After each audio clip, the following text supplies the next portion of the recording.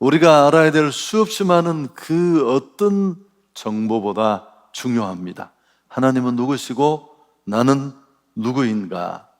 이 두 가지를 우리가 분명하게 깨닫는다면 우리 인생은 흔들리지 않습니다. 굳건한 기반 위에 서게 될 것입니다. 그러나 모든 것을 다 알지만 이 두 가지를 모른다면 우리는 심각한 어려움에 직면할 수 있습니다. 성경의 창세기 앞부분의 몇 장들은 이런 중요한 정보들을 우리에게 가르쳐 줍니다. 하나님은 창조주십니다. 온 우주 만물을 만드시고 인간을 만드신 분이십니다. 그리고 그분은 만드신 모든 만물의 소유권을 가지고 계십니다. 그런 고로 그분이 우리를 만드셨고 또 우리 한 사람 한 사람 나에 대한 절대적인 권한이 그분 손에 있습니다. 하나님은 우리가 누릴 수 있도록 세상의 멋진 선물들을 가득 채워두셨습니다. 모든 것을 가지고 계신 그 하나님의 계획 속에 있는 우리의 삶은 넉넉함, 풍성함, 부유함, 행복, 그런 것입니다. 우리가 하나님을 알 수 있도록, 그 하나님을 만날 수 있도록 하기 위해서 태초부터 하나님은 우리에게 손을 내미셨습니다. 우리 각 사람은 하나님의 형상대로 만들어졌고 이런 하나님의 풍성과 부요함을 누리는 존재로 지음을 받았습니다. 그렇지만 일찍이 이런 인생의 진로를 바꾸어 놓는 아주 끔찍한 사건이 있었습니다. 그게 바로 인간이 범죄하는 것입니다. 사단의 꼬임에 넘어간 인간이 죄를 지으면서 이런 하나님의 도모, 계획, 풍성함은 일순간에 망가지고 말았습니다. 범죄한 아담 또 인류의 첫사람들은 죄와 더불어 살아가야 합니다. 여러분, 그 죄는 보통 생육법으로 출생하는 우리 안에, 지금 살아가는 나의 안에도 있습니다. 바울의 편지를 읽어보면 로마서 7장 끝부분에서 바울은 그렇게 말합니다.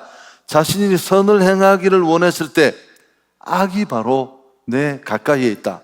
로마서 7장 21절에 나와 있는 내용인데요.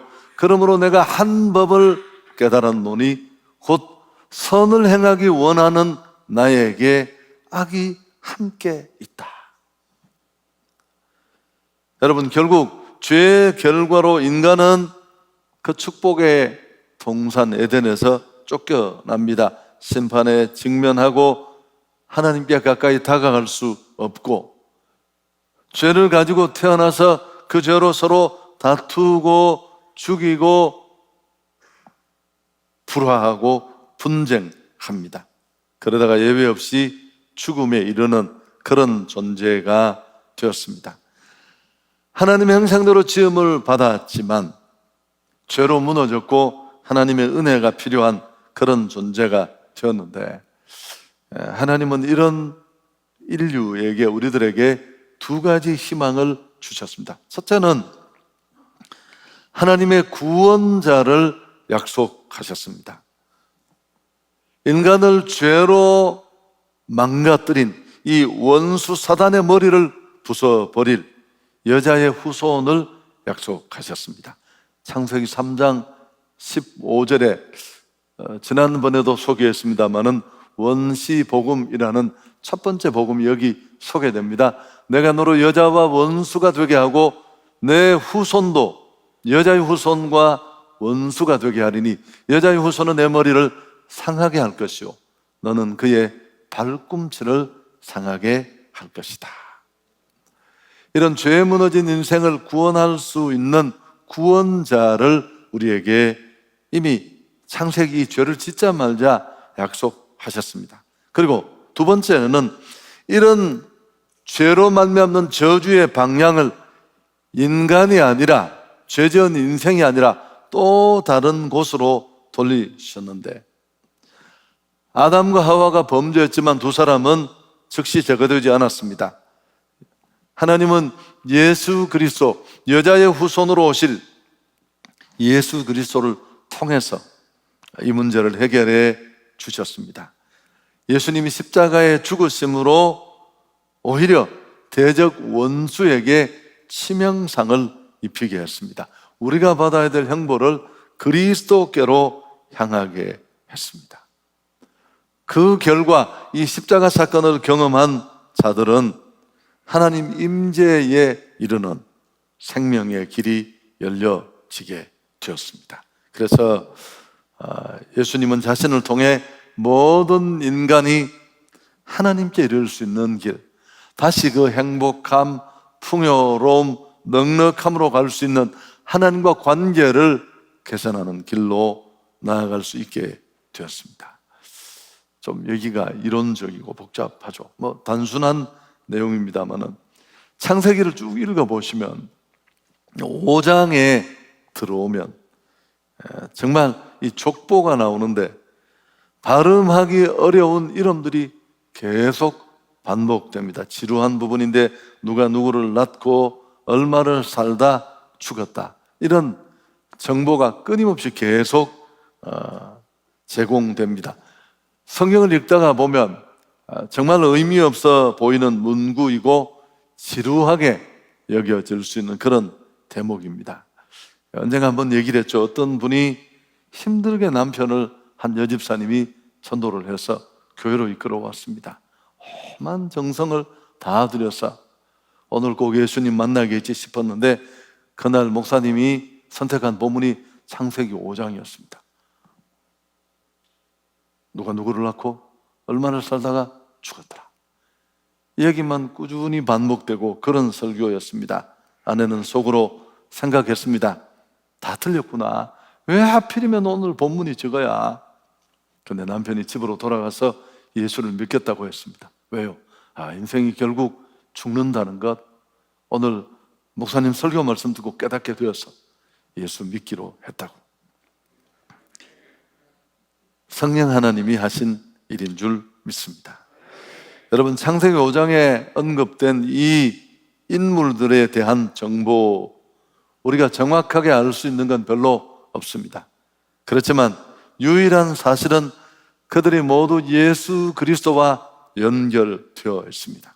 이 족보를 장황하게 거론하는 것은 그런 은혜도 받을 수 있지만 예수 그리스도가 태어날 가계도를 설명하고 있습니다. 철저하게 그 한 가지 이유 때문에 그 많은 족보들이 기록되어 있습니다. 결국 예수 그리스도와 관계를 맺고 있는 사람은 영원한 하나님의 계획 안으로 들어갑니다. 죄를 씻고 죄 문제를 해결할 수 있습니다.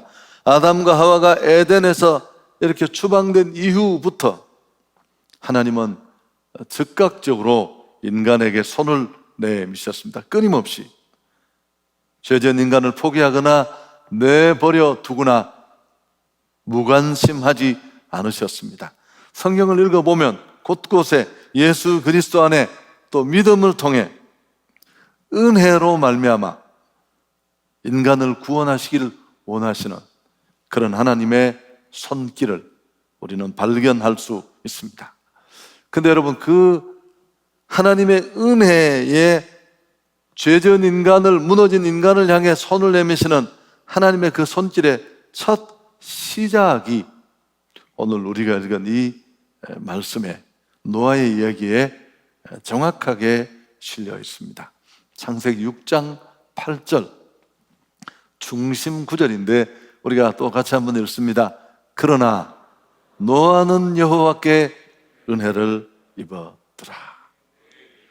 그러나 노아는 여호와께 은혜를 입었더라. 온 세상이 죄를 지었고 그 죄가 점점 확장되어서 세상 전체가 죄로 뒤범벅이 되고 심판이 임박한 그 상황, 그렇지만 노아는 여호와께 은혜를 입었더라.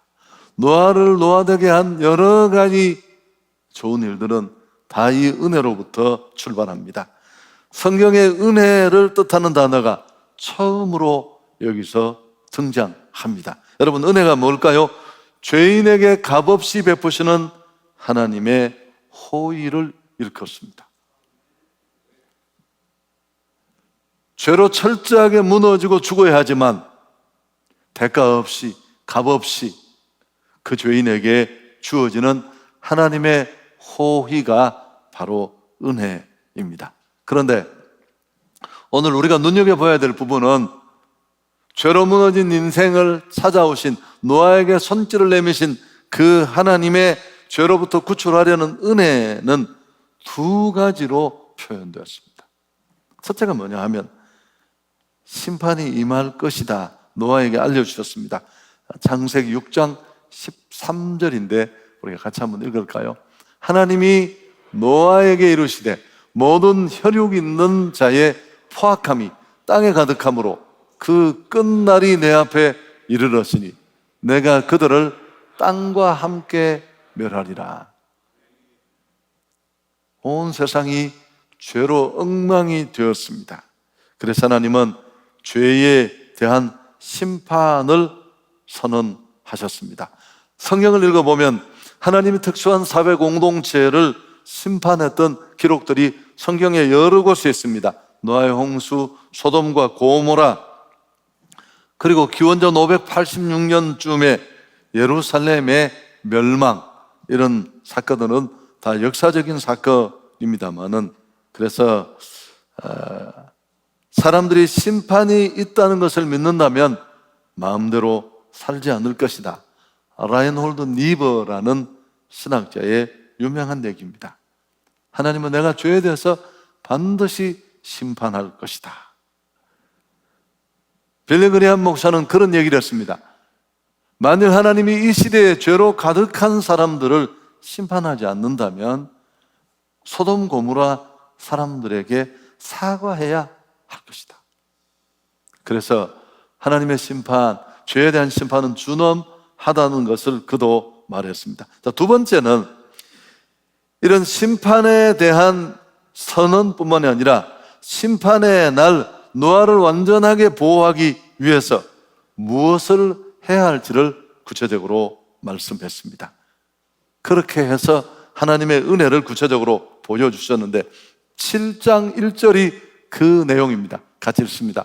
여호와께서 노아에게 이르시되 너와 내 온 집은 방주로 들어가라. 이 세대에서 내가 내 앞에 의로움을 내가 보았습니다. 하나님은 홍수로 그 땅을 심판하고 그때 구원받을 수 있도록 방주를 만들고 그 안으로 들어가라고 말씀했습니다. 방주는 우리 번역은 모방할 방자, 배의 주자인데 배 모양으로 만든 피난처였습니다. 다 설명할 수 없지만 방주의 이 모형대로 양식을 만들었더니만 큰 파도에도 빨리 균형을 잡는 높은 안정도가 보여졌다고 합니다. 어쨌든 심판이 다가오는 것을 우리가 심판이 있다는 것을 알았다고 칩시다. 그렇더라도 그 심판에서 구원받을 수 있는 방법을 알지 못했다면 그건 아무런 도움이 되지 않을 것입니다.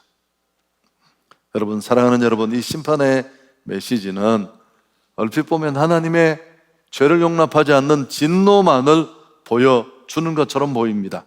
그러나 사실은 그 속에는 하나님의 은혜와 사랑이 면면이 녹아 있습니다. 나는 악은 반드시 멸하고 심판하지만 결코 나는 너희를 멸망시키고 싶지 않다. 이것이 바로 너희가 피할 수 있는 길이다. 하나님의 자비로운 외침이 이 속에 들어 있습니다. 노아가 성경을 읽어보면 그 시대, 그 어그러진 시대에 의인의 삶을 살았다고 말합니다마는 그가 완벽한 사람이거나 완벽한 성품의 사람이었다는 뜻이 아닙니다. 노아는 그 시대 모든 사람들처럼 죄 가운데 있었고 또 그 죄가 그를 잡고 있었지만 노아를 노아되게 한 게 하나님의 은혜였습니다. 그를 의롭게 만들어준 것은 그는 하나님의 이 말씀을 듣고 그대로 실행한 것인데요. 하나님은 노아에게 말씀했고, 노아는 이 심판과 심판으로부터 벗어날 수 있는 구원의 길을 그대로 믿고 따랐습니다. 노아는 믿음으로 이 축복을 받았는데, 히브리서 11장 7절 역시 중요한 단락입니다. 같이 한번 읽습니다. 믿음으로 노아는 아직 보이지 않는 일에 경고하심을 받아 경외함으로 방주를 준비하여 그 집을 구원하였으니 이로 말미암아 세상을 정죄하고 믿음을 따르는 이의 상속자가 되었다. 노아는 믿음으로 보이지 않는 일에 경고하심을 받아 경외함으로 방주를 준비하여 그 집을 구원하였으니 이로 말미암아 세상을 정죄하고 믿음을 따르는 의의 상속자가 되었다. 참된 믿음은 반드시 이렇게 행동으로 드러납니다. 노아는 믿었습니다. 그 믿음에 대한 증거는 그가 방주를 지었다는 것입니다. 하나님이 하신 말씀 그대로를 믿고 실천했습니다. 야고보서의 말씀이 생각날 겁니다. 행위가 없는 믿음은 죽은 것이다. 루터는 믿음을 한 그루의 나무로 묘사했습니다. 믿음은 죽은 나무가 아니라 탐스러운 열매를 맺는 나무여야 합니다. 우리 예수께서도 노아의 믿음을 다음과 같이 평가하셨습니다. 노아의 때와 같이 인자의 임함도 그러하리라. 홍수 전에 노아가 방주에 들어가던 날까지 사람들이 먹고 마시고 장가들고 시집가고 있으면서 홍수가 나서 그들을 다 멸하기까지 깨닫지 못하였으니 인자의 임함도 이와 같으리라. 먹고 마시고 시집가고 장가가는 게 잘못은 아닙니다. 노아도 결혼했고 그에게도 자녀가 셋이나 있었잖아요. 또 매일 먹었을 테고. 그러나 노아의 최고 우선순위는 하나님이 말씀하신, 그에게 말씀하신 그날을 준비하는 것이었습니다. 준비하는 유일한 방법은 하나님이 말씀하신 것을 믿고 그대로 행하는 것입니다. 성경은 지금도 분명히 경고합니다. 하나님께서 어느 날 노아의 홍수보다 더 큰 재앙을 보내실 것이다. 베드로서 3장 10절에 그러나 주의 날이 도둑같이 오리니 그날에는 하늘이 큰 소리로 떠나가고 물질이 뜨거운 불에 풀어지고 땅과 그 중에 있는 모든 일이 드러나리로다. 앞에도 말했지 않습니까? 하나님이 지금 이 죄로 무너진 시대를 심판하지 않는다면 성경 속에 있었던 그 많은 심판 행한 자들에게 그분은 빌리그리하며 말처럼 사과해야 할 것입니다. 결국 하나님이 노아에게 경고한 대로 홍수 심판은 있었고 방주 안에 있는 모든 자는 안전했습니다. 방주 밖에 있는 모든 자들은 멸망했습니다. 노아와 그 가족만 구원을 받았는데 방주 안에 있는 사람들은 안전했습니다. 하나님께서 오늘 죄 가운데 있는 우리를 위해 방주를 예비해 두셨는데 그 방주는 바로 예수 그리스도십니다. 하나님은 노아의 설교를 통해 사람들에게 말씀하셨습니다. 만일 사람들이 그 안으로, 그 방주 안으로 들어간다면 구원받을 수 있다고. 동일하신 하나님께서는 오늘날도 약속을 통해 말씀하고 계십니다. 구주 예수 그리스도를 가리키면서 구원의 방주 대신 그에게로 우리가 간다면 구원받을 수 있다고. 그래서 사도 바울은 그리스도인을 일컬어서 그리스도 안에, 예수 그리스도 안에 있는 자들, 그렇게 표현했습니다. 여러분, 이 방주 대신 예수 그리스도를 통해 주시는 은혜는 모든 이에게 열려 있습니다. 예수님은 요한복음 6장 37절에서 말씀했습니다. 아버지께서 내게 주시는 자는 다 내게로 올 것이요 내게 오는 자는 결코 내쫓지 아니하리라. 두 종류의 사람이 있을 뿐입니다. 안에 있는 사람과 밖에 있는 사람. 죄로 무너진 우리 인생, 심판과 멸망이 기다리고 있는 인류를 위해 하나님이 예비해 주신 피난처는 예수 그리스도십니다. 죄의 심판과 저주를 피할 수 있는 유일한 피난처고 방주되십니다. 그래서 로마서 8장 1절에 보면 예수 그리스도 안에 있는 자에게는 심판이 없습니다. 그러므로 이제 그리스도 예수 안에 있는 자에게는 결코 정죄함이 없다. 나는 예수 그리스도 안에 있는가? 오늘 예배하는 자리에 있지만 한번 점검해 보면 좋겠습니다. 그분은 나의 구주시고 나는 진정 그를 의지하고 신뢰하는가? 예수 그리스도 안으로 들어온다면 하나님의 심판으로부터 안전하게 될 것입니다. 우리가 예수 그리스도 안에 있으면 우리도 이런 문제를 뛰어넘을 수 있습니다. 노아는 이런 하나님의 심판의 계획, 또 그 심판을 피하는 방법을 자신만 알고 있지 않았습니다. 베드로후서 2장 5절에 보면 이런 내용이 나옵니다. 옛사람을 용서하지 아니하시고 오직 의를 전파하는 노아와 그 7 식구를 보존하시고 경건하지 않은 자들의 세상에 홍수를 내리셨다. 옛사람을 용서하지 아니하시고 오직 의를 전파하는 노아와 그 7 식구를 보존하셨다. 노아는 이 사건을 전했습니다. 노아는 성경에 나오는 최초의 전도자였습니다. 하나님은 노아에게 죄에 대한 심판과 그 심판을 피할 방법을 말씀하셨고 사회 전체가 하나님의 말씀을 들을 수 있도록 세상 전체가 하나님의 말씀을 들을 수 있도록 하나님은 노아를 통해 말씀하셨습니다. 창세기의 이 노아 대홍수 사건은 앞에도 조금 말씀드렸습니다만은 얼핏 보면 하나님의 심판을 보여주는 것처럼 보이지만 사실은 정반대입니다. 하나님의 은혜를 보여주는 사건입니다. 홍수 심판의 궁극적 목적이 뭘까요? 죄지은 인간을 완전히 쓸어버리는 게 아닙니다. 하나님은 그 죄의 심판을 피해가실 수는 없지만 그러나 그 속에서 새로운 세상의 창조, 복된 삶의 회복과 보장이라는 메시지가 함께 들어있습니다. 인간에게 은혜를 베푸시길 원하시는 하나님이십니다.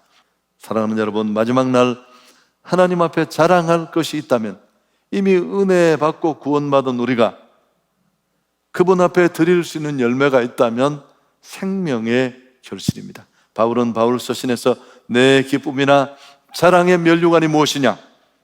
우리 주 강림하실 때 너희가 아니냐? 전도의 열매가 하나님 앞에 자랑이라고 말했습니다. 열심히 우리 안에 있는 이 복음을 전파할 수 있기를 축복합니다. 구원의 은혜를 받은 감격이 내 안에 있잖아요. 여러분, 그 은혜를 받은 우리가 주를 위해, 세상을 위해 정말 내 사랑하는 관계 속에 사람들을 위해 할 수 있는 게 뭘까요? 배민의 대표가 1조인가 1억인가를 1조인가요?